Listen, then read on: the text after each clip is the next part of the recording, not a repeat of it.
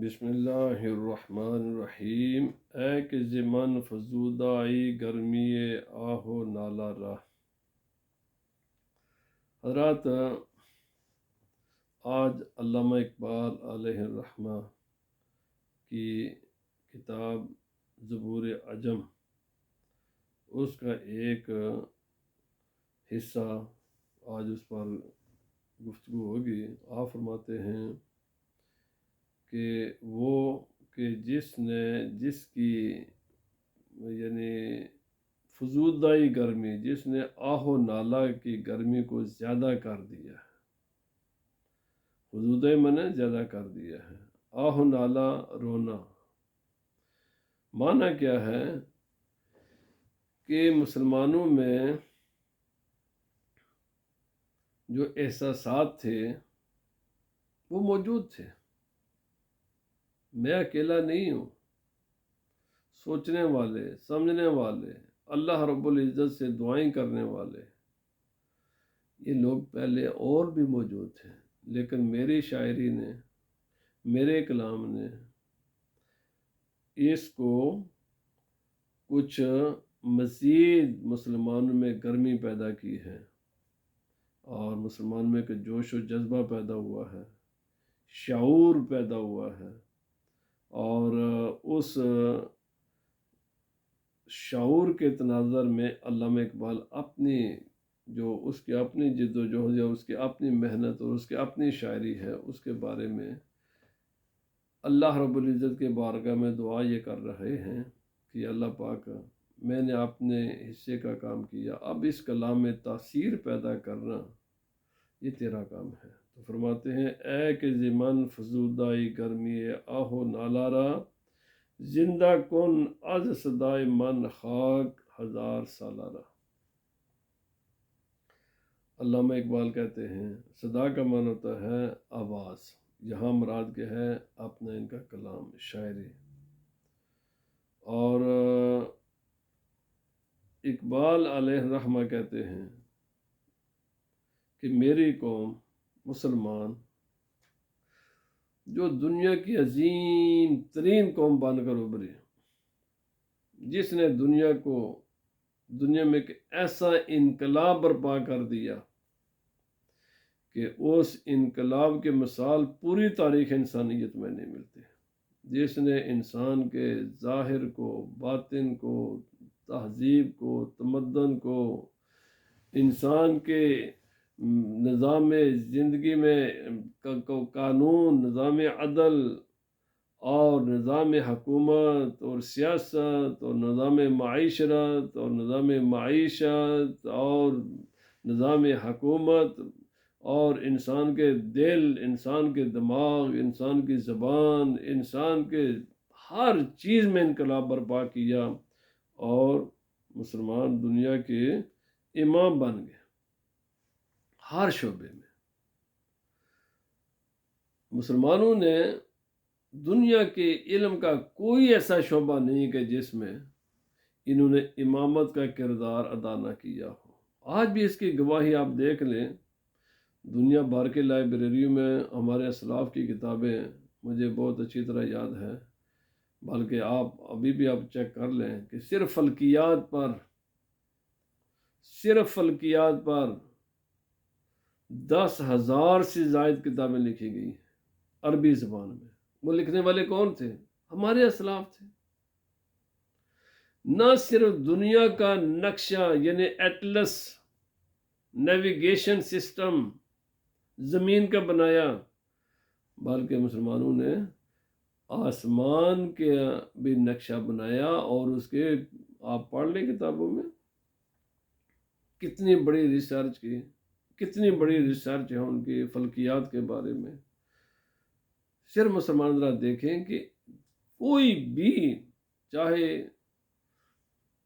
آسمان، فلکیات ہیں، ستارے ہیں، سمندر ہیں، درخت ہیں، پتھر ہیں، مادہ ہے، روحانیت ہے، کوئی بھی شعبہ زندگی ہے، تعلیم ہے، کوئی بھی شعبہ زندگی ہے، امن کا ہے معاملہ، جنگ کا معاملہ ہے، محبت کا معاملہ ہے، ویلفیئر کا معاملہ ہے، علاج معالجہ ہے، طب ہے، کوئی بھی معاملہ لے لیں، مسلمانوں نے علمی وہ کام کیے کہ دنیا کے امام، اور یہ امامت ایک لمبے عرصے تک ان مسلمانوں نے کی، لیکن جب یہ آپس کے اختلافات کا شکار ہوئے اور ایک تو یہ سستی کا شکار ہوئے، علم کے ساتھ انہوں نے اپنا رابطہ کمزور کیا، سیاسی طور پر یہ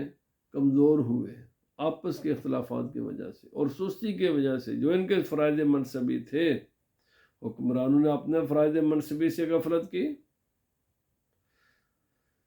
اور عامت الناس نے اپنے اپنے مقام پر جو ان کے فرائض منصبی تھے ان سے غفلت کی،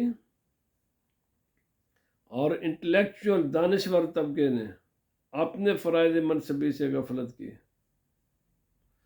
تاجروں نے اپنی تجارت میں غفلت کی، صنعت کاروں نے اپنی صنعت کاری میں غفلت کی، تو ان کے ہاتھ سے دنیا کی امامت، سیادت کا جو ان کا اعزاز اور ان کا جو علم ان کے ہاتھ میں تھا وہ کسی دوسرے نے لے لیا۔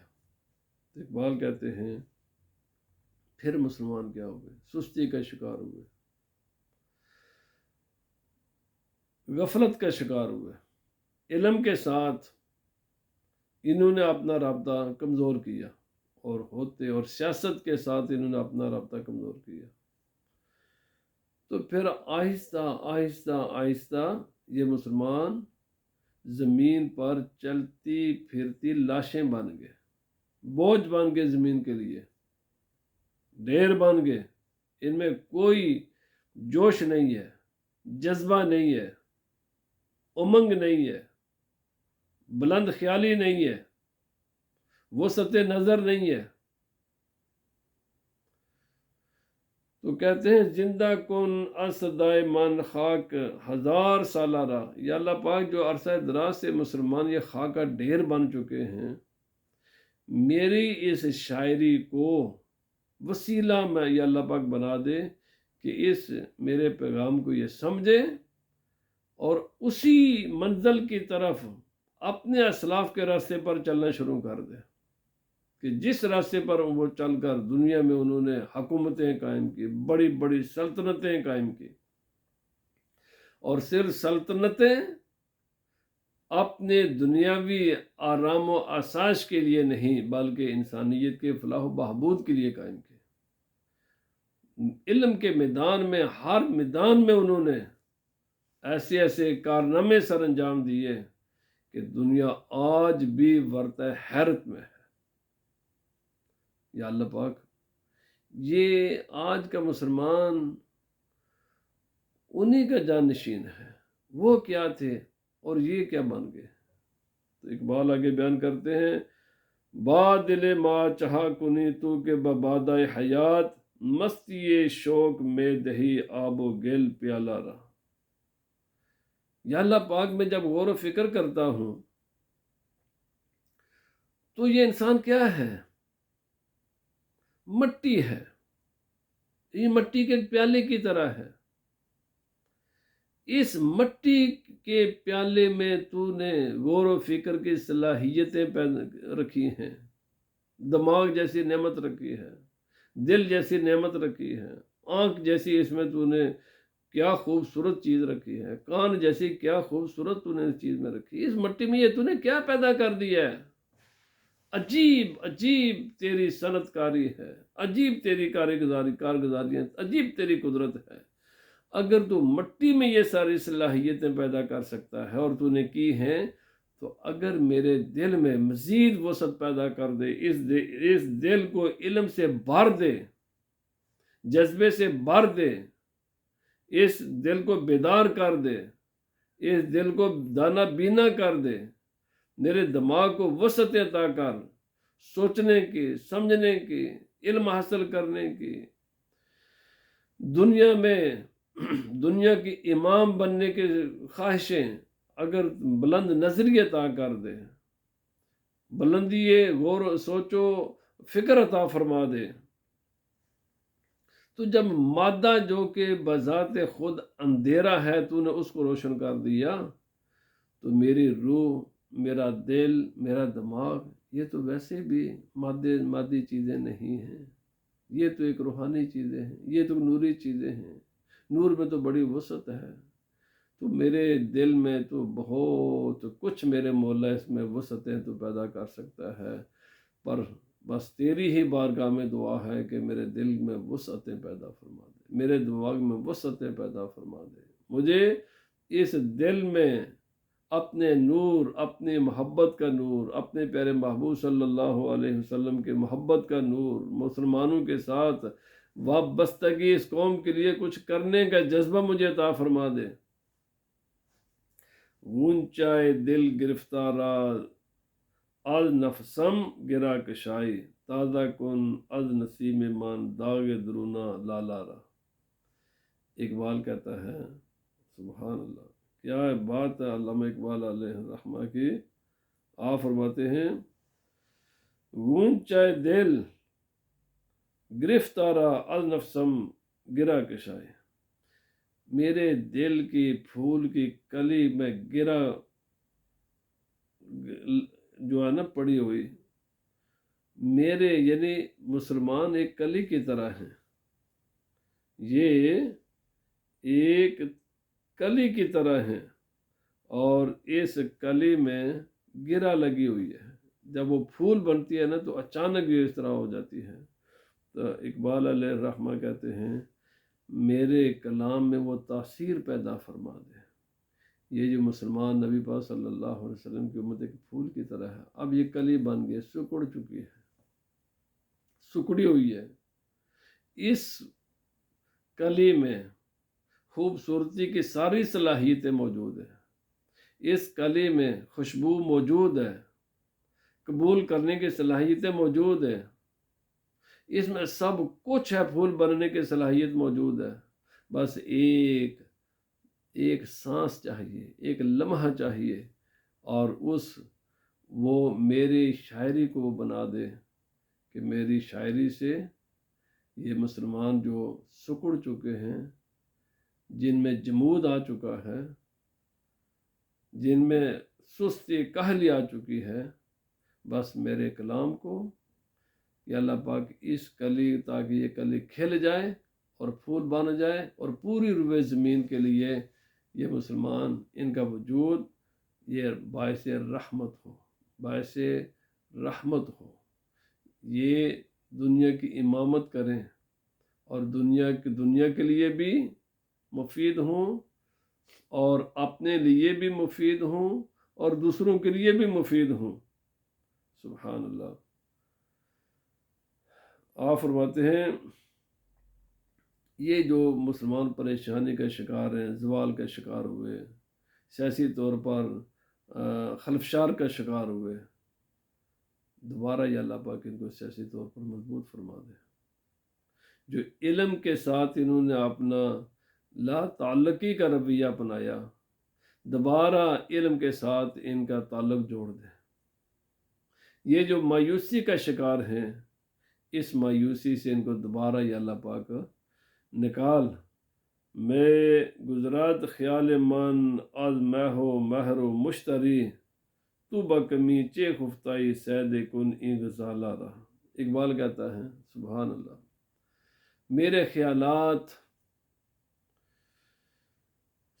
چاند سے، مشتری سے، سورج سے بہت آگے نکل جاتے ہیں، میں بہت کچھ سوچتا ہوں، بہت کچھ ہے میرے دل و دماغ میں، بہت کچھ باتیں آتی ہیں، یا اللہ ان باتوں میں تو بکمی چے خفتہ سید کن این غزالہ رہا، ان خیالات کو تو شکار کر لے، مجھے اپنی محبت کا اسیر بنا، میرے ان الفاظ میں تاثیر پیدا فرما۔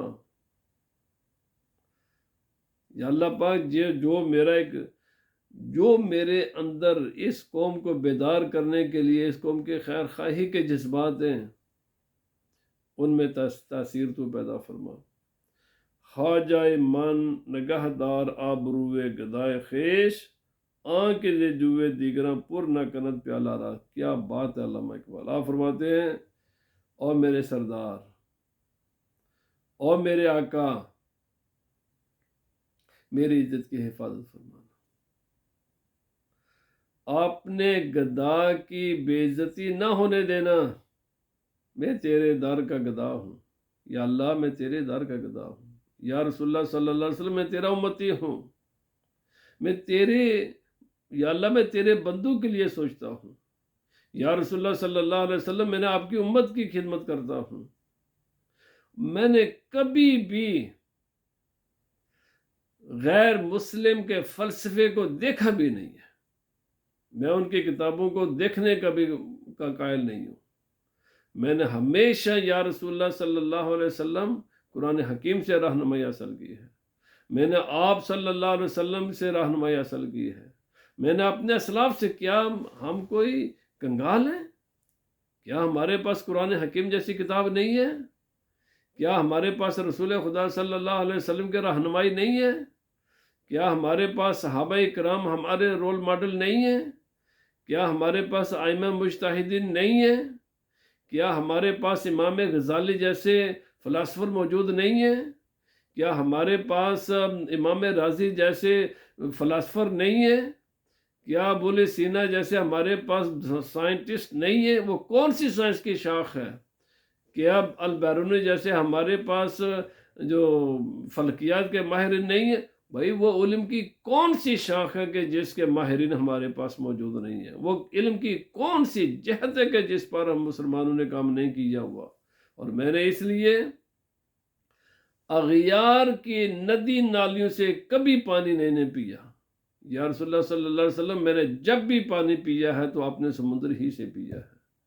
کاش کے مسلمان اغیار کے نظریات، اغیار کی کتابیں، اغیار کے میڈیا کو سننے اور اغیار کی کتابوں کو دیکھنے کے بجائے اور ان سے ادھار لینے کے بجائے، اپنے نظریات کو ان سے ادھار لینے کے بجائے اور ان کے متاثر ہونے کے بجائے کاش مسلمان قرآن حکیم کا مطالعہ کریں، رسول خدا صلی اللہ علیہ وسلم کے ارشادات و فرمودات کو دیکھیں، صحابہ اکرام کی زندگی کا مطالعہ کریں، اپنے اسلاف کے علمی کاموں کو پڑھیں، سمجھیں، غور و فکر کریں، اسی پر ریسرچ کو آگے بڑھائیں اور پھر وہی عظمت رفتہ کو حاصل کریں. اللہ تعالی ہمیں، جو علامہ اقبال نے دعا کی ہے اور وہ کہتا ہے کہ میرا کام ہے بیدار کرنا، میرا کام ہے لکھنا، میرا کام ہے پیغام دینا، اور اس میرے پیغام میں تاثیر پیدا کرنا. یا اللہ پاک یہ تیرا کام ہے. میں تیری ہی بارگاہ میں